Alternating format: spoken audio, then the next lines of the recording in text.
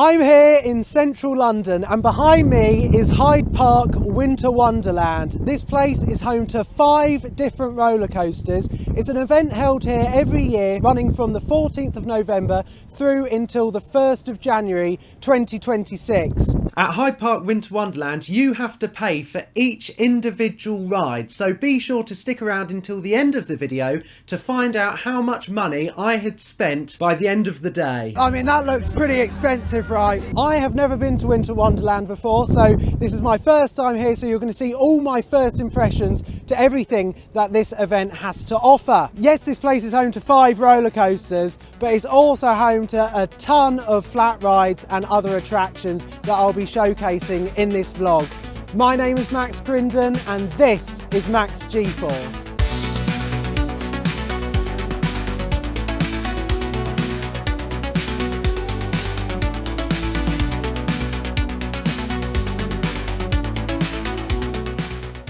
And I'm just making my way to one of the entrances of Winter Wonderland. This is the green entrance. They've actually got 4 different ways you can enter the event. And I have just entered the event there. It's just gone 3 o'clock. You have to book a 1-hour slot to enter the event. So I'm going to stay here all the way until it gets into night time. And yeah, I think this place is going to look absolutely brilliant in the dark. And I'm making my way over to Munich Looping, which is normally known as Olympia Looping. This coaster, it first opened in 1989 over at the Munich Oktoberfest in Germany. It was designed by the absolute legend roller coaster designer Anton Schwarzkopf alongside Werner Stengel. This coaster, it is the tallest and the largest transportable roller coaster anywhere in the world, standing at 107 feet. And it's got a top speed of 50 miles per hour. It's also got 5 inversions, which look absolutely fantastic here, all of them being vertical loops. And the special thing about Munich Looping is it's got a max G-force of 5.2 Gs. This is going to be one of the most forceful roller coasters I will have ever experienced. So I'll let you know how Munich Looping rides when I get off.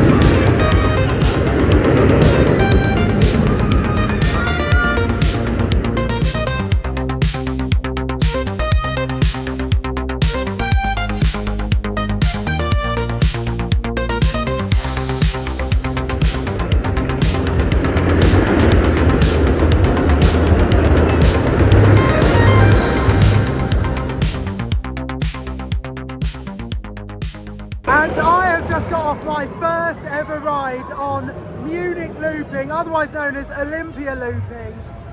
Oh my gosh, so I sat on the front row and riding this coaster for the first time, my key takeaway from the experience is it is beautifully smooth for something that can be completely taken down and transported, you know, around the continent.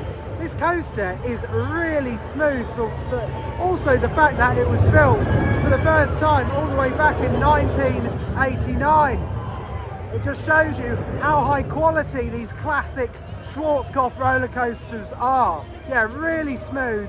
Now, sitting on the front row and sort of early-ish in the day, I didn't actually feel that much force on it. I was expecting a lot more, you know, G-force, obviously in those vertical loops. However, I'm going to ride this again right towards the end of my day, I'll definitely finish the day riding this coaster, and I'll try and sit at the back row, and with it being at night, it will have had all day to warm up. So I'll give you my final verdict on Munich Looping later in the vlog, but at the moment it's a really good coaster.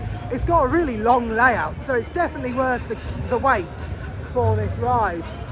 At the moment it's only running one train, and I think this has the ability to run like 4 trains, which is crazy. Yeah, it's really quiet. I literally got straight on. So yeah, I had a great front row ride, and I look forward to checking out how this coaster rides later in the day. And having just come off Olympia Looping, I'm now heading over to do the Euro coaster. But on my way, I have spotted this absolutely huge booster style flat ride. I mean, how frightening does that look? They're spinning up there, and I've actually seen the gondola itself rotate. I'm not that interested in getting on these huge flat rides. The thing with Winter Wonderland is everything is pay per ride, so you can end up paying loads of money if you're gonna literally ride everything at the event. So for this vlog, I'm going to focus on the main attractions, like the main roller coasters here. I'm going to get all 5 credits in.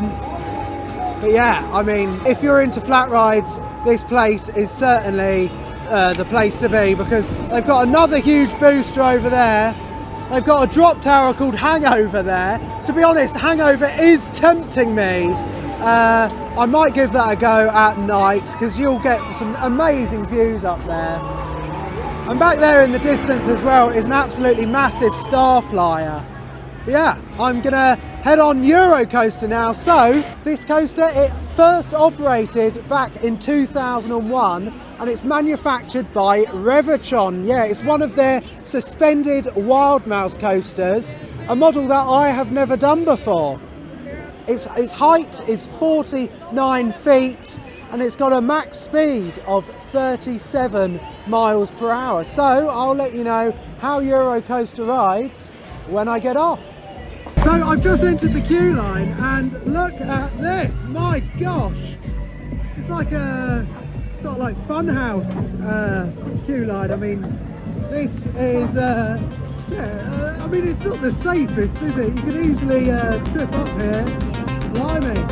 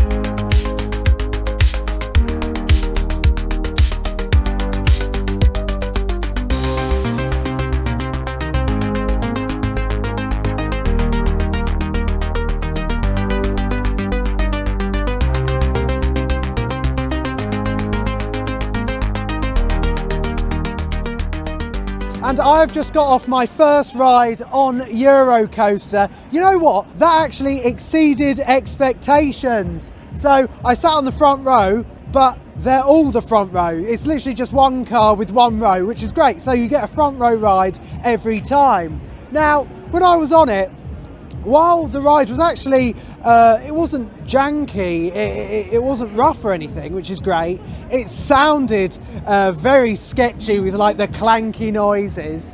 But I guess that's what you can expect with a travelling ride like this, I suppose. It exceeded expectations because the drops they've got on this were actually quite fun.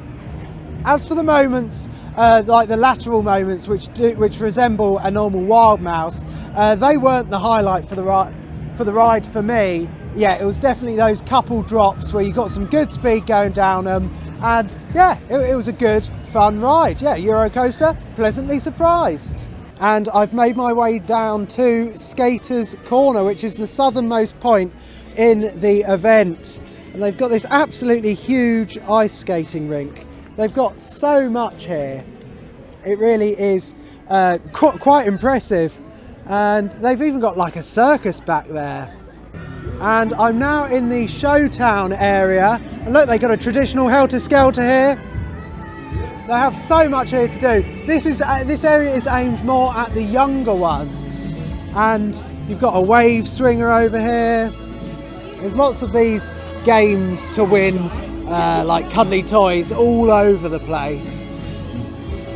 And I have just had a little break in this amazing sort of indoor, it's like a tent, like a sort of teepee style tent.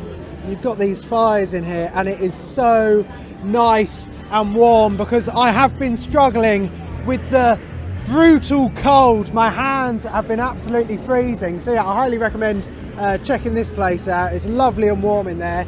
It's not far from Olympia Looping, and as you can see, after my break it has now started to get really quite dark. So I mean, all the lights of Winter Wonderland, it really does look stunning. Look at this suspended ghost train here. I mean, what a awesome looking facade. You've got a talking tree hand there. I mean, look at him. Amidst the beauty. Yeah, the attractions they bring to this event are really just stunning. I mean, look at this. And look at Olympia Looping over here. So like I said, I'm going to ride it later today to get my final verdict on this epic looking coaster. And I've made my way over to Ice Mountain now. This is a mostly indoor roller coaster, and the original Ice Mountain originally opened here at Hyde Park in 2013. However, for 2025, this year, it's a different roller coaster inside. It's a roller coaster that was actually built in-house over at Fantasy Island in the UK. It's a spinning roller coaster in there, and it's got a height of 43 feet and a top speed of 29 miles per hour. So I'll let you know how Ice Mountain rides when I get off. And I have just come off Ice Mountain there, my one ride there. And what did I think of it? Well, it was a good spinning coaster. So the spinning was locked, so you didn't get any spinning for pretty much the first half of the ride, and then they unlocked the spinning. And like with a normal Wild Maus coaster where you've got those big sort of sharp bends with great lateral Gs, once the spinning was unlocked, I got a really good spin on that coaster. So that was great fun. It's actually a pretty long ride in there. And yeah, like I said, it is pretty much all indoors apart from that one drop just there. Comparing this to a coaster like Olympia Looping, it's obviously doesn't compare. That is definitely the best that I've done so far. But I've got high hopes for my next coaster that I'll be doing, Wild Maus XXL, which is back there. So I'll head over there now. But yeah, overall, Ice Mountain is a good ride. But before I go on the Wild Maus XXL, I thought I'd head over to the main entrance, because look at these lights. Yeah, this is a new addition to Winter Wonderland this year, and what an incredible main entrance this makes. It looks absolutely beautiful. I'm sure the camera isn't doing it justice, but at night time it does look incredible. So I found this Ice Kingdom, but I won't be going in there, I'm afraid. It costs £12.50 per person, but apparently they've got some cool ice sculptures in there, so it looks like it looks pretty interesting there. But you know, the thing with Winter Wonderland that I'm really noticing is it is really expensive. It really does add up.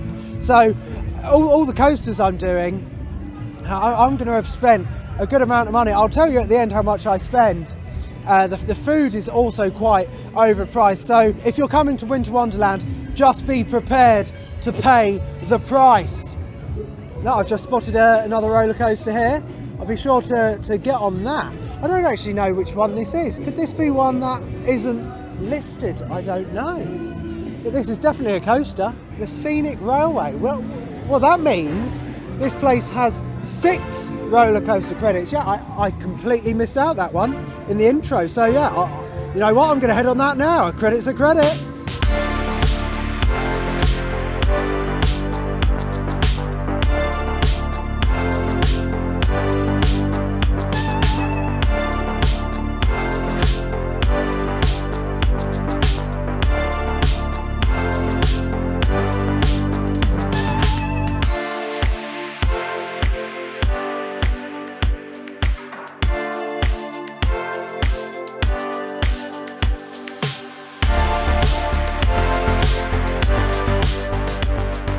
Well, you're not going to believe this. I've just been rejected from riding the Scenic Railway because you need at least one child to ride with you.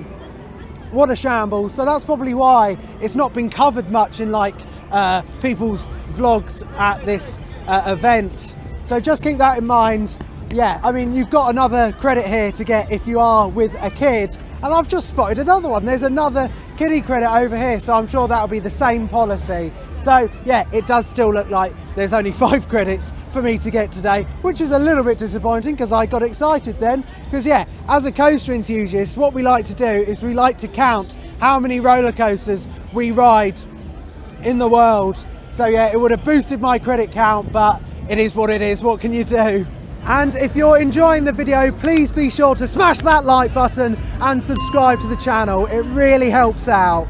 I have good news. This racing coaster here, I am able to ride it, so that'll boost my credit count, and I'll let you know how the racing coaster rides when I get off. And here we go. They've let me film on ride for this one, which is great to see. I do have a wrist strap on, so don't worry, I won't be letting go of my phone. Yeah, I mean, it's a typical kiddie credit, isn't it?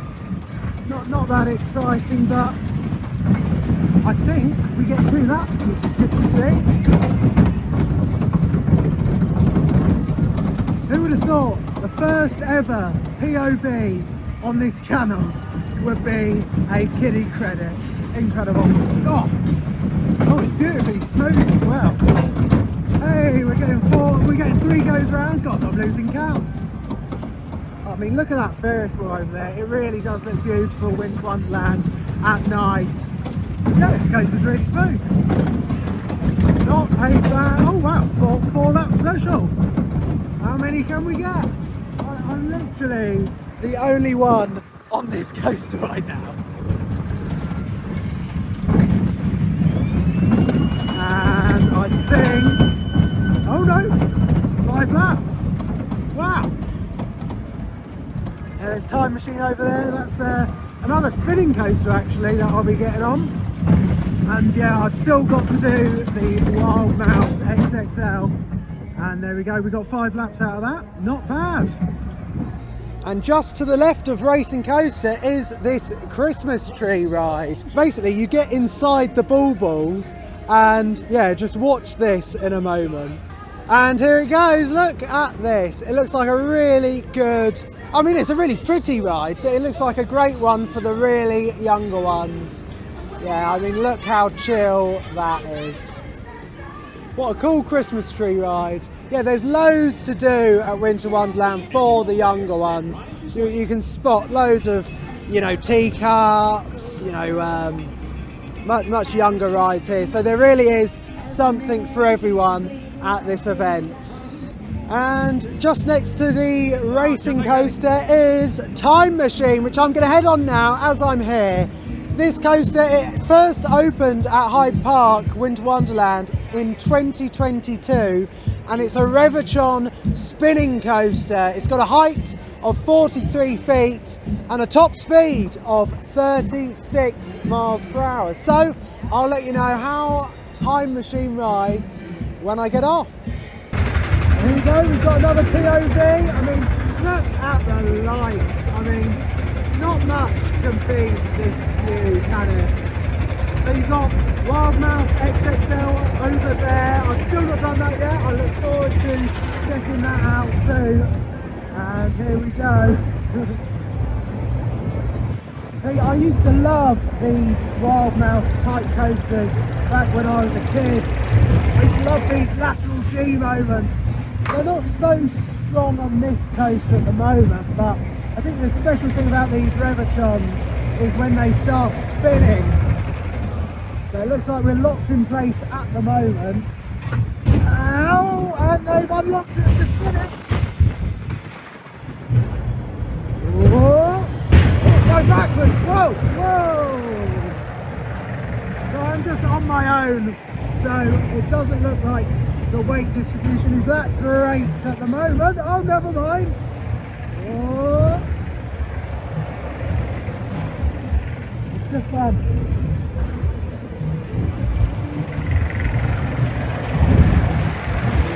Whoa! Come on, give me a spin! Come on! Whoa!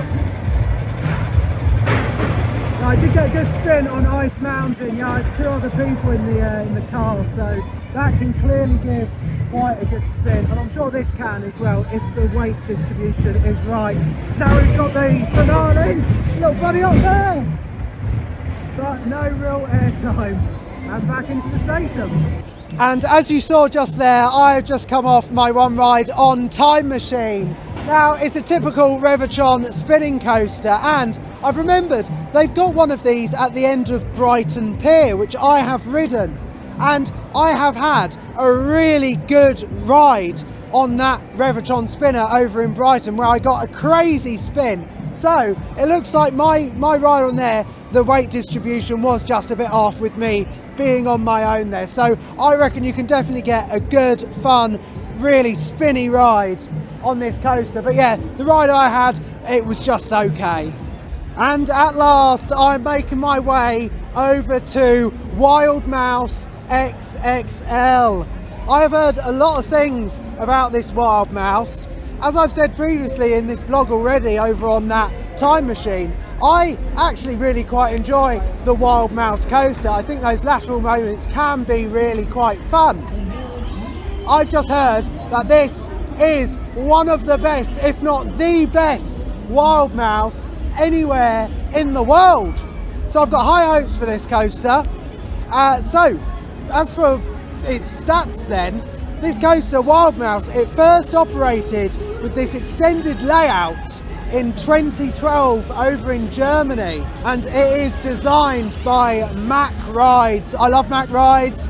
They've designed some of my favourite coasters, such as the Ride to Happiness over at Plopsaland and Hyperia at Thorpe Park. So they're a very reputable manufacturer. So as for the height then, it's got a height of 99 feet and a top speed of 28 miles per hour. So I'll let you know how Wild Maus rides, Wild Maus XXL rides, when I get off. Well, similar to Eurocoaster, we've got a bit of a fun house in this queue line, but this one definitely looked a bit better. Blimey. Woo! Right, I just about fitted through that. I wonder how slightly larger people would cope with that, I'm not sure. We've got this bouncy floor here. Woo! And yeah, it looks like those spin quite a bit there. Will I ever make it to Wild Maus? I don't know. Right, well now it's my turn to try out this sliding floor. Whoa! Okay, whoa! Whoa! That is dangerous, that is, especially while recording. I probably shouldn't have done that. Right, we've got some logs here. Okay, wow, look at the wobble on that. Gosh, I'm going to try and not injure myself on this day. I'll try my best. Woo! And look at this fountain package here. Just makes it look that bit better, doesn't it? I'm still making my way through this dodgy queue line still. It just makes it a bit different, doesn't it? It means you get your money's worth with that queue line for sure. Oh, it's still going. Blimey.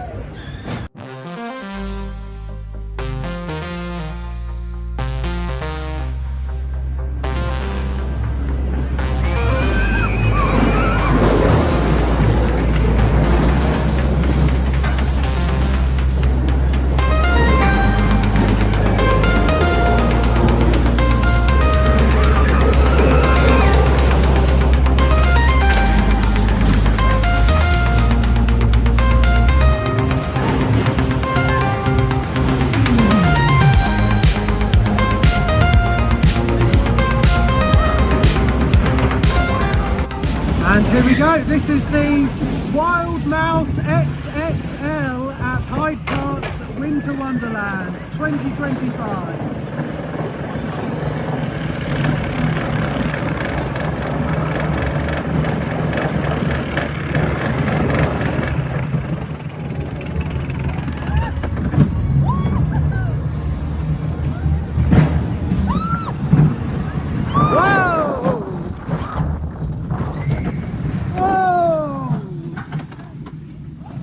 Oh, these are some strong laterals! Blimey! Whoa! Whoa!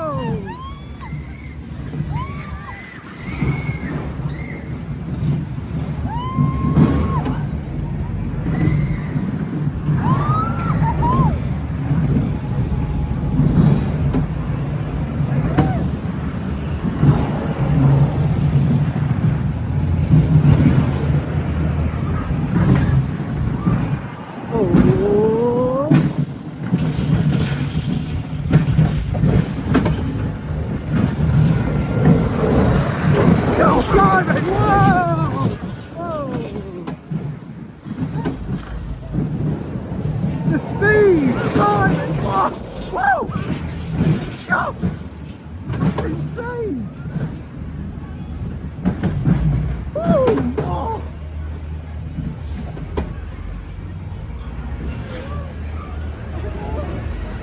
Wild Maus XXL. What a coaster!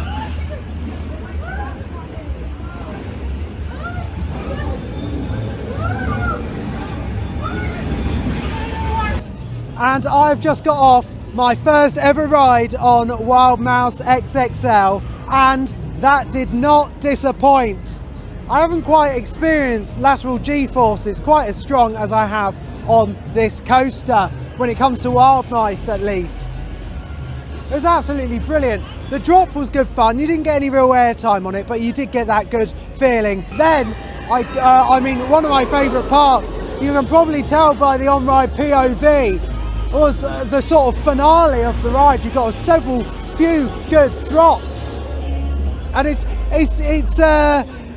not janky. It's a really beautifully smooth coaster, but the profiling is sort of janky, and it sort of takes everything at a really fast pace. So it's a really fun ride. Yeah, I had a really good time on that.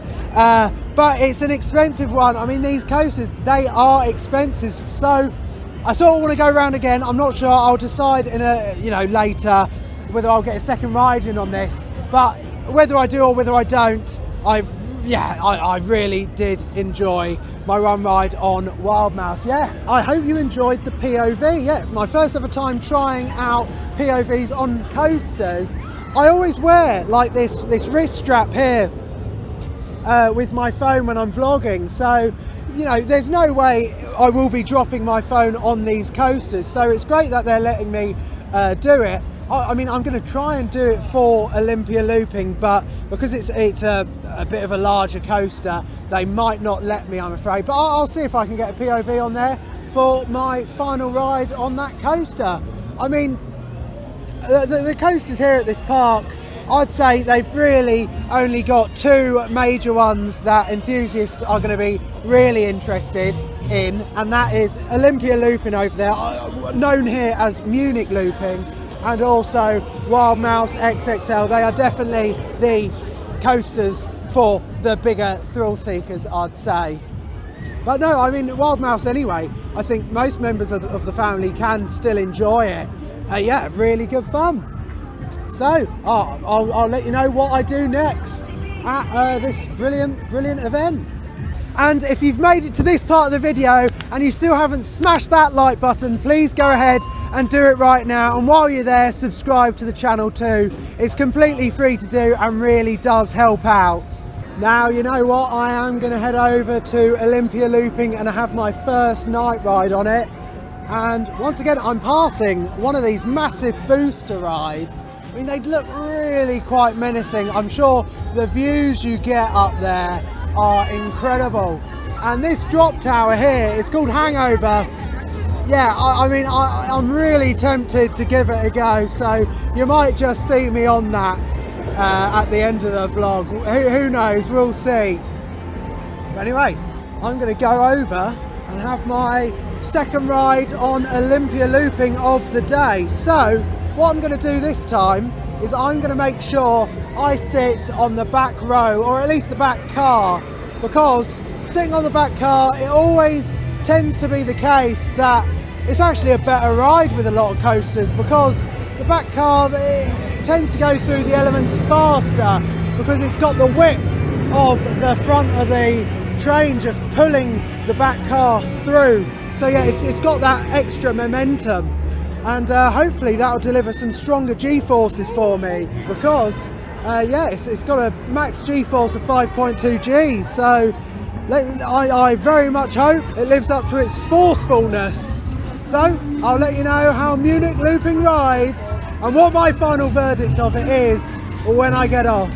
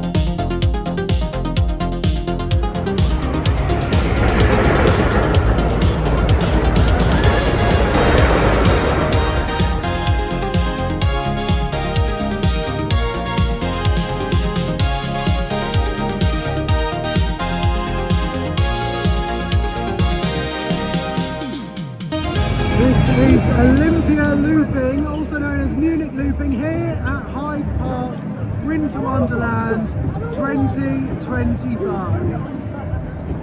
And I'm on the back car.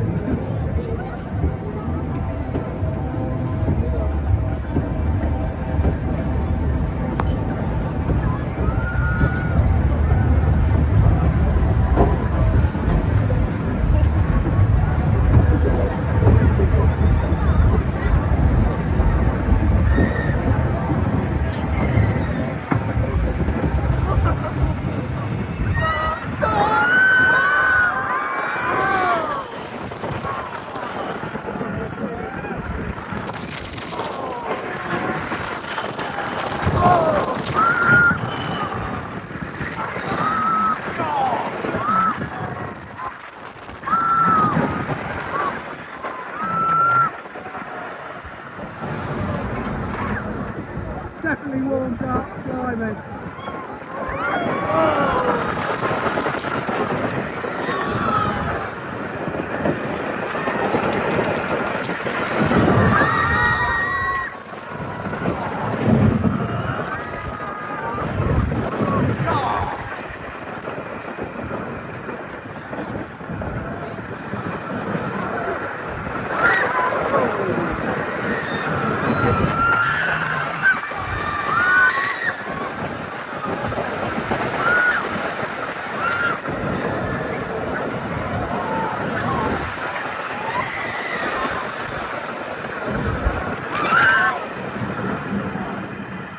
And I have just come off my third ride on Olympia Looping of the day. I went round again and I had two back-to-back rides on the back car. You know, I sat on the second row from the back. So now I can give you my final verdict on what I think about this incredible Schwarzkopf coaster. Those last two rides I've just had on it at night were incredible. I really did feel the G-forces on the back car there. Yeah, though it was all 5 of these loops are really forceful, and I'll tell you where you feel it. So sitting towards the back, you really feel the force when you're pulling out of the loop. So when you're exiting the loop, yeah, you get a ton of G-force, and it really did feel fantastic. So Munich Looping, Olympia Looping, it certainly hasn't disappointed. And you know me, my name is Max G-force, and I love G-force, and this coaster really does deliver a lot of it. So I absolutely love it for that. In terms of the specifics of the layout then, you straight away you go into the black loop. It's the first loop, and it reminds me a little bit of a sidewinder loop, because you sort of come out to the side a little bit there. That's really forceful, that's good fun. Once again, I noticed just how smooth this coaster was. Yeah, that's one of the key takeaways of this coaster for me, for sure. It's incredible just how smooth it is running. So you've got a few moments of the ride where you sort of meander around. There's not much force on those moments, but it's still good fun. And the only negative, there really is only one negative to Olympia Looping. It is the trains. Munich Looping here, the trains have over-the-shoulder restraints. And it's really interesting, the design, because you've got a separate lap bar that comes up. And then you've got these shoulder restraints that poke out, and throughout the ride, where you're getting really strong positive Gs, those shoulder restraints are pushing down. So it gets a little bit cramped towards the end of the ride there. But fortunately, it does not affect me. I can still, you know, really appreciate every element of this ride. Yeah, I don't think those restraints take away from it that much. So yeah, overall, Munich Looping, Olympia Looping is an absolutely incredible roller coaster here at Hyde Park Winter Wonderland. Well, I've been looking at it all day. It's hangover. I thought, you know what, to end my day here, my first ever time here at Hyde Park's Winter Wonderland, I've got to end it on the tallest transportable drop tower anywhere in the world. It opened first in 2015, and it's got a drop of 262 feet. It's manufactured by Funtime, and yeah, it looks like a really intense, tall drop tower, and I'm going to get some great views up there. And also, you're only protected with lap bars there that do come over your shoulders. So that's going to be great. I'll let you know how hangover rides when I get off. Ready for the highest roller G-road drop tower in the world, guys. Let's do it. Alright, let's go.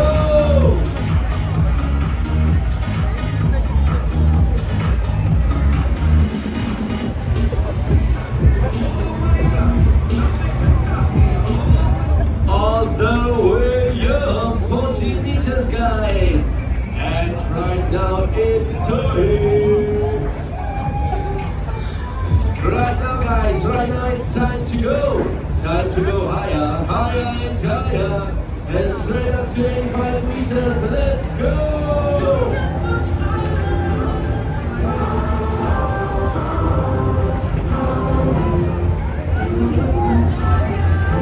Alright guys, and right now we are ready. Ready guys, ready to touch the sky.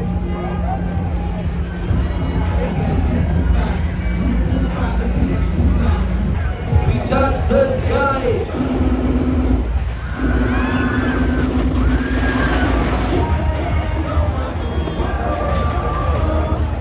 You got a hangover, whoa. And I've just got off my first ride on Hangover and my last ride of the day. Oh my gosh, that was a really good drop tower. First off, can I just say, the views up there were absolutely incredible. You got panoramic views all of the London skyline. I saw, you know, the tallest building in the UK, the Shard. I saw Battersea Power Station, looked great up there.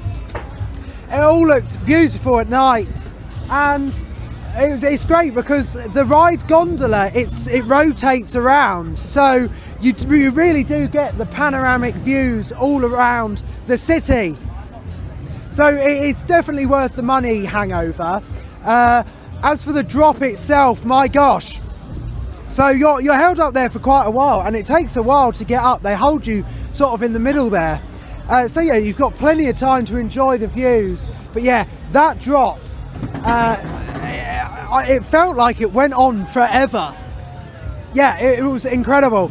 And yeah, it was pretty terrifying. I am still pretty terrified of drop towers. They're some of the most thrilling rides in the world, in my opinion. And yeah, this is definitely, yeah, in my opinion, the most thrilling ride here at Winter Wonderland. Yeah, Hangover was a really good drop tower, yeah, that I highly rate. Definitely check it out if you're not afraid of drop towers. Absolutely brilliant. So that is my day here at Hyde Park Winter Wonderland over then.